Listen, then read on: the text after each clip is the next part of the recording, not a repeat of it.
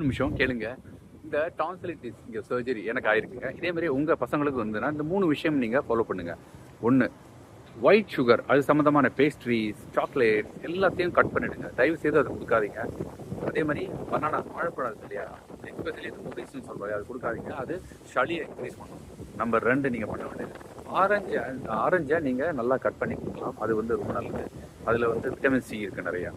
அதே மாதிரி வெந்தயம் வெந்நீரில் நல்லா சுட வச்சு அவங்கள காகுல் பண்ண சொல்லலாம். இது வந்து அங்கே இருக்கிற சூட்டை குறைக்கும். நீங்கள் இன்னொரு விஷயம் என்ன பண்ணணும்னா, ஐஸ் இருக்கு இல்லையா, அந்த ஐஸை வந்து அந்த இடத்துல வச்சு அந்த சூட்டையும் அந்த வீக்கத்தையும் ரசிக்கிறதுக்காக நீங்கள் இதெல்லாம் செய்யலாம்.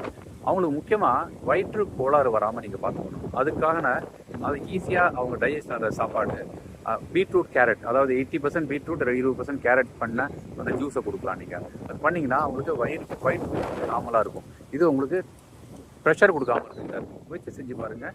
வீக்கமும் குறையும், வலியும் குறையும். தேங்க்யூ, பாய்.